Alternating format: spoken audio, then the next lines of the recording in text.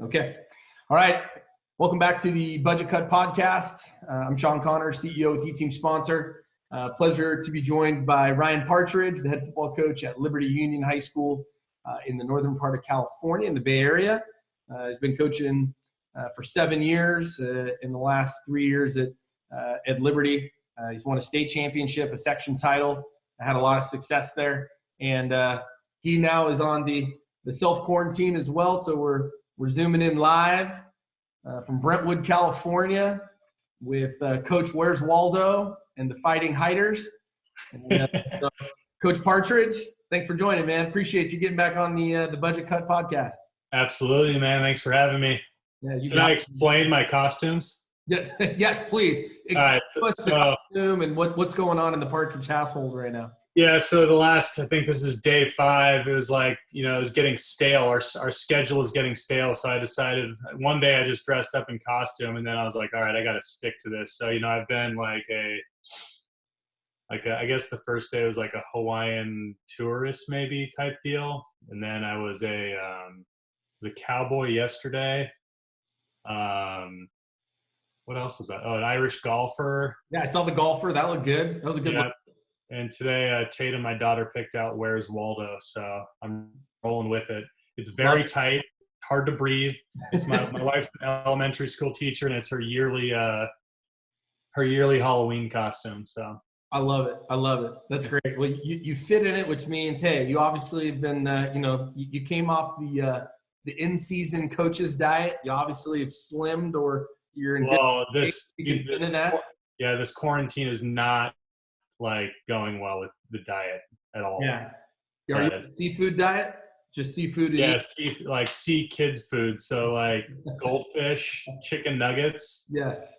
I was telling my wife my unpopular opinion is that I like the chicken nuggets microwaved instead of baked. Oh, it's so good. Nothing like a good radioactive chicken nugget. Exactly. No, that's great, man. That's great. Well, good. Well, hey, we appreciate you getting on. Really for us this time of year, especially with everything that's going on, we just want to be a resource for coaches. We can provide a little levity like we did starting the podcast here, having a little fun. So we appreciate you sharing the costume party ideas that you've got going on. I'm sure there might be a handful of coaches out there that have little sons or daughters that they might partake in doing something similar to. Well, my buddy Coach Sean Sovacool at La Costa Canyon in San Diego. He's joining the party, so he'll be dressing up on Twitter today on costume as well. So I love it. Well, hey, take us into the household right now. I mean, you got a whiteboard back there, like every true football coach in America's got. You've always got a dry erase marker. Talk to me about what we got going on back there on that. Well, so I didn't have an office at home, and this room used to have roommates in it. My in-laws were living with us for a few months. They just moved to Florida right before the quarantine happened. Oh, wow. So I've kind of transitioned my computer and my office into here. It's actually been a nice thing because our computer was like open in the kitchen before, and I'd like try to get work done, and it was just not good. So now I've got a pocket in the back of the house, and I've been doing Zoom meetings every day, multiple times a day, and my wife's been awesome about, Ty's napping next door, but she takes the other 2 kids out on a 2-hour walk. So I've been able to get stuff done from 10 a.m. to noon. Dude. We're on spring break right now, technically. Okay. So I don't have to teach online yet, but next week we go back and we're going to learn how to do that. Nice. Wow. Yeah, this is going to be. It sounds like we got a lot of good material to cover. So let's jump right in. So number one, take me through your mindset and how things went as you started to get I'd say hourly and daily information coming down. How did that affect you as a coach, you as a teacher, instructor? How did things affect your campus, your coaches, your student athletes, and the parents? Yeah, so I mean, it was day 1 of the quarantine was our brand new weight room installation day. Oh, wow. So that was the first time where I'm like, okay, we have to like test this social distancing thing. So the guys flew out from South Carolina to install our brand new Sornex weight room, and it was weird because I was like, okay, do I shake their hand? No, I don't shake their hand. It was a Blue hand bump. yeah, exactly. Like I was doing with the kids, like the foot tap, just like a kick, kick the other guy's foot. But so my first thought was like, I'm a weirdo with this conspiracy stuff. So I'm like looking on YouTube, I'm watching all these conspiracies on like what is the truth and da da. But really, I've just over the time, I've just really bought into the social distancing thing. I mean, obviously, it's got to help with what's going on. So my family's practicing that, and I'm really trying to push it to the kids, like on Remind and stuff, and on Twitter, and but at the same time, keep it fresh. Like the costumes, I'll post it on Twitter. It's good for the kids to see too. That you can, because really right now the whole thing is like the mental health of our players. Like, a lot of them are damn near addicted to working out, and they're not getting that right now. And we're providing them with workouts and stuff, but are they doing that, or are they hood on in bed until 2 p.m.? Like, we want the mental health of the players to be okay. Yeah. I've really left them alone. I feel like I'm at an advantage as a coach and an educator right now, because right when the quarantine went down was right when we started spring break, and we're in the weird school. We have 2 weeks spring break. And so I've been able to kind of like gather information from other coaches on what they're doing and how they're teaching. So I feel like next Monday, once we actually start school back up, I'll be able to hit the ground running. Got it. Have you, what has been the communication? You mentioned Zoom meetings. Has that been with students, with your football team, both? How have you been communicating with your team? Yeah. So I'm kind of taking the spring break on now, like I always take spring break as at least one of the weeks is I'm going somewhere. So I was going to go to Ole Miss because my cousin's now the DC there. And I'm not doing that anymore. But so we had one wide receiver meeting on Zoom, and it was very quick, more like how to properly work huddle for these young kids. We're getting in that 40-minute meeting, we probably got more in depth and taught them more about how to actually use huddle than ever before. So I feel like we're gaining some experiences, and we're gonna lose stuff in the weight room. We're gonna lose on-field skills, but we're definitely going to have an advantage in the mental game. And I think that can go for every team. Sure. The other Zoom meetings. So I've Zoomed with my buddy at University of Michigan. We just watched film, just pulled up film and watched it. I think it's every night. My buddy's a analyst at University of Texas, and we'll just pop on film. It could be theirs, it could be ours, it could be Michigan's, it could be Howard's. But I've done like 12 hours of film watching late night with him, which has been fun. Nice. So just to get another guy's perspective. Football Scoops doing the clinics online right now every day.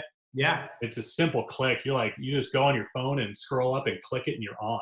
Cool. Then Glazier also did their East Coast clinics last week, so I caught a couple of those. Okay. But it's been good, man. I mean, I've learned a crap ton, and I had a Zoom meeting with a Zoom hangout with my boys from high school. I haven't hung out with them in years, but somehow this social distancing is bringing people back together. Sure. It's amazing. Yeah, physically distancing ourselves, but bringing a lot of people back together. I can say the same. We've done things internally within the business. We've done a lot of those types of same meetings. And yesterday I did a 5 o'clock happy hour with a bunch of my college football buddies that we all used to coach together, and we did that for an hour. With the same thing, got to catch up with guys that, man, it's just a shame that we don't do that more often. So there's some positive effects. No doubt. Yeah. Great, man. In terms of, looking at, how things are going to be different, right? Like going into next year, like you already said, hey, you're going to lose some things in the weight room. You're going to lose some things from a physical standpoint, but you're where you lose there, you're going to be able to gain in some other areas with maybe the mental part of the game, huddle. Great to hear that's something you guys have been doing. Looking at preparing for next year, what were your plans as of maybe, let's say, January, heading into January, saying, hey, this is what our off season was going to look like?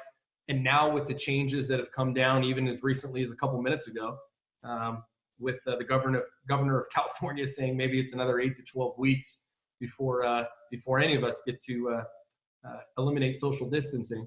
What was your plan going into the year? And then how has this maybe changed or created maybe some different opportunities for you for heading into the fall? Yeah, I mean, I feel like each year we want to get more involved with technology and get them better on the mental side of the game. You know, obviously the new weight room was going to be huge for us, and we're not going to be able to take advantage of that to full capacity. But, you know, and that was a lot of it. You know, I have a new strength coach, and he's completely bought in. He's on campus. He's awesome. That's and huge. So we were really excited about that. And obviously now things have changed, but we just rolled out a 4-week plan for the kids to do. We rolled it out yesterday. That'll be sent to them on the Remind app. And they'll just Ryan, you mind if I jump in there? What does that 4 weeks look like? Because, I mean, hey, a lot of kids at home, I know growing up myself and knowing most kids don't have they don't have a squat rack. They don't have a barbell. They don't have a deck or a platform. What does that 4-week workout look like? What are you guys doing? Yeah, I put full trust in him, to be honest with you. Like, I haven't looked at the whole 4 weeks. The first 2 days, day one was like all body weight stuff, like body weight burnout, AMRAP stuff. And then like for time, and then they'd share their time on Remind. Awesome. And then today's like agility work. So hopefully the kid can find a park, get outside and do some agility work. Great. But I mean, obviously it's going to be bands if they have them, body weight stuff, and just, you know, attack it that way. But like I said, I haven't looked at it in depth. I put full trust in Coach Seipel, and he's going to kill it with them. It's just, you know, this whole thing's about accountability. And I've got, you know, I was on a text thread with 14 kids, and, you know, one yesterday asked, "Hey, have you guys done your workout yet?" You know, so they're holding each other accountable, and, you know, that's the culture we hold, and we love that. Love to see that. That's awesome, man. You've obviously built an incredible culture there just in the handful of years that you've been there, and to have that type of accountability there, that's huge, right? Accountability. Yeah, no doubt. You know, the players got to do it. They can hear from us all they want, but the players are hearing from other players. It really makes them want to do it. That's awesome. Like, going back to the technology stuff, I'm really trying to roll out this Learn to Win product. We had it last year. We didn't use it very much. Okay.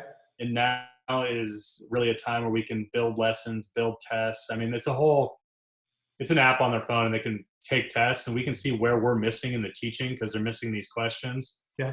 But that is a huge one. It's going to be a huge success for us. And I would tell any coach to look into that. Okay. And Learn to Win, is that something that you decided at the beginning, you know, during your off season?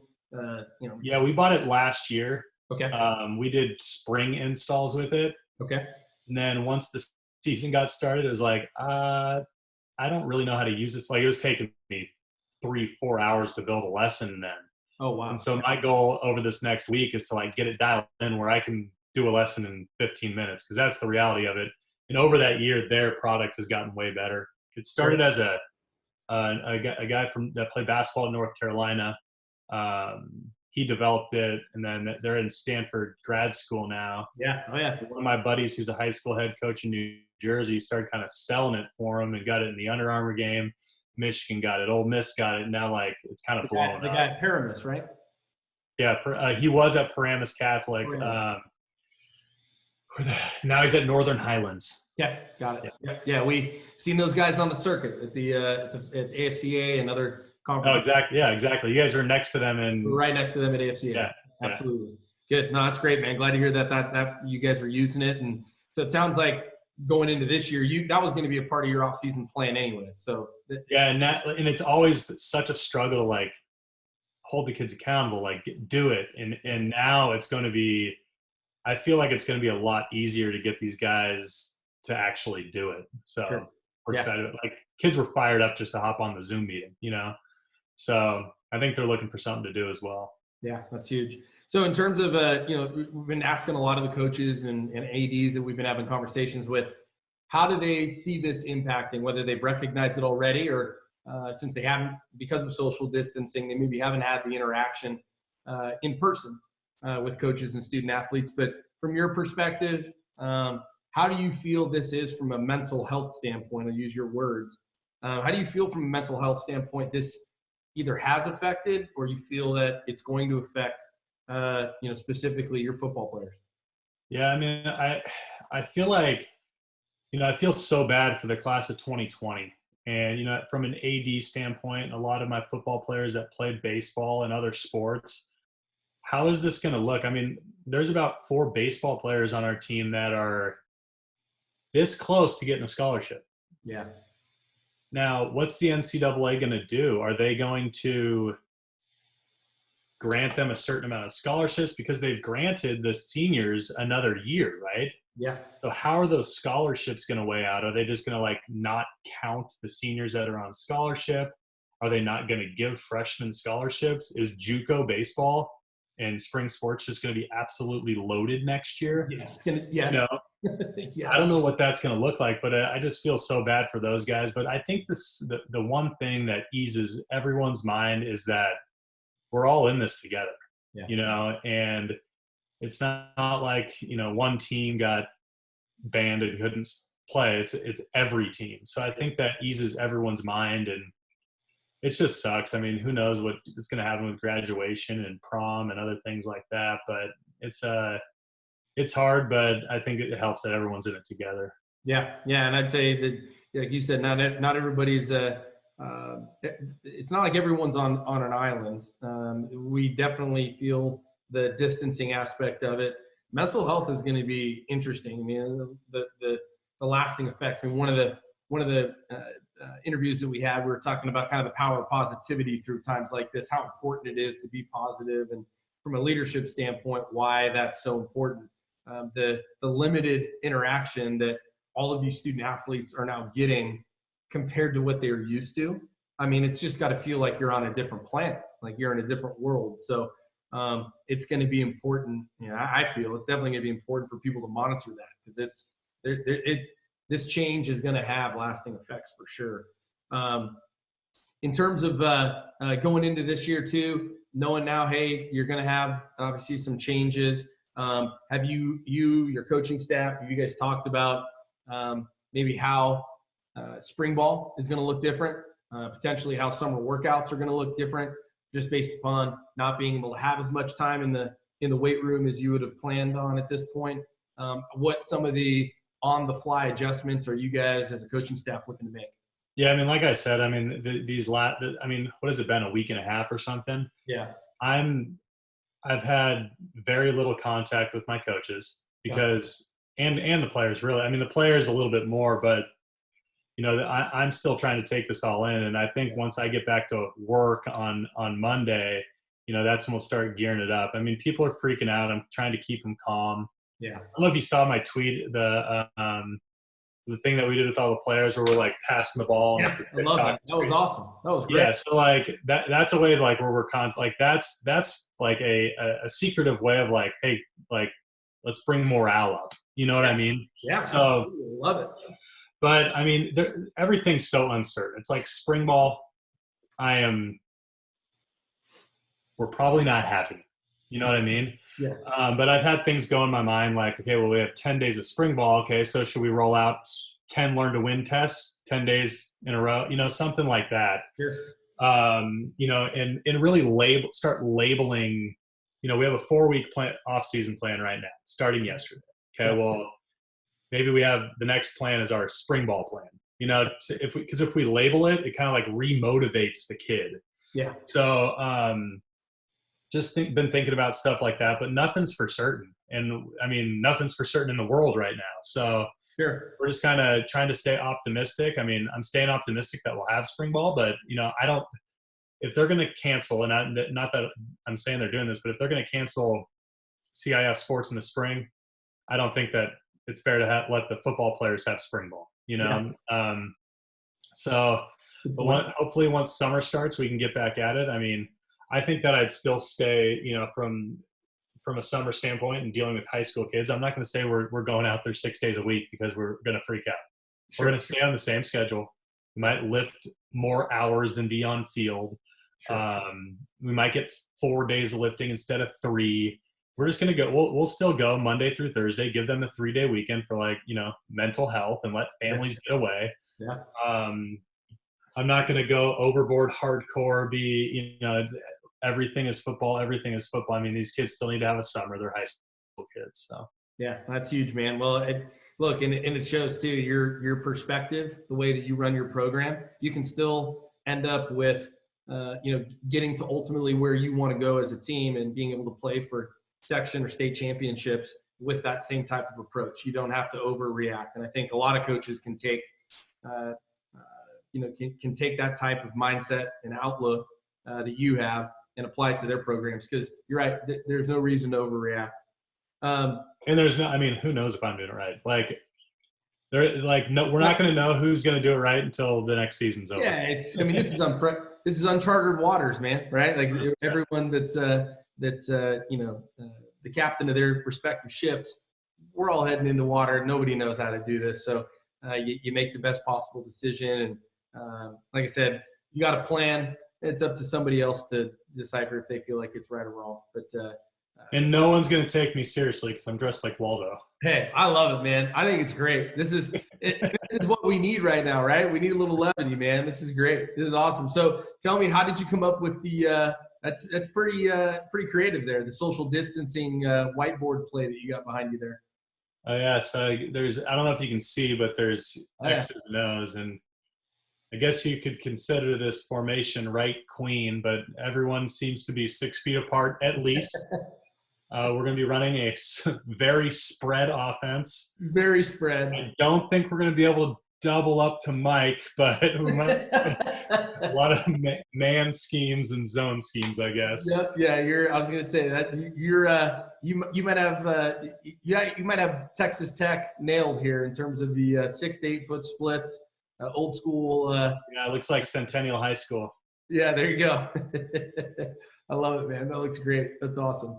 Well, I'm glad to see that you haven't lost your sense of humor during all this, man. That's awesome. Anything positive on the personal front in terms of spending more time at home with with the kids and the wife? Oh, there's no doubt. I mean, it's been fun. We've had kind of this schedule going that's working out for my family. It's wake up, eat breakfast, play a little bit, then 10 a.m. hits. The 1-year-old Ty's got to go down. Megan takes the 2 on a long bike ride or walk. I get some football stuff done, and that's awesome, man. And then noon hits, and it's lunch, and it's daddy the rest of the day. But and then when they go to bed, it's just football again, and it's just how it would have been, over spring break anyway. I just feel like I'm on spring break, except I can't go to Ole Miss now. Yeah, I was gonna say extended spring break minus the travel to go see your cousin. So, how by the way, how are they doing? How are they doing spring practice down there? So he's he's back at home in Ann Arbor. Okay. And he's just working. He's working from home. They too are using a lot of Learn to Win. Yeah. They too are. I actually introduced them to Zoom, and now they're Zooming with their players. And I'm gonna. I asked Chris yesterday. I was like, "Hey, can I sit in on a meeting?" He's like, "What do you mean?" I'm like, "Can I just join the Zoom?" He's like, I guess. Yeah. So that's going to be cool. I'll be able to sit in on a player meeting, Cool. So I'll still be able to learn in clinic, and just like I was in Oxford, but not. Yeah, exactly. Right. We're all having to overcome and adapt to all of the new way of living right now. That's for sure. No doubt. 100%. Well, great, dude. Well, hey, I appreciate you taking the time to hop on. This is great, man. If nothing less, like I said, it gives coaches out there an opportunity to kind of hear how others are doing it, and love the fresh and positive perspective that you're keeping, and especially the fun that you're having. Thanks for sharing a little bit of time here with us, and we'll definitely make sure to get it out to you, get it on Twitter, and share with everybody the conversation that we had today. So, Coach Partridge, we always appreciate the time, and man, continued success on quarantine, and we'll look forward to catching up with you down the road. Appreciate it, Sean. All right, Ryan. Waldo out. Waldo out.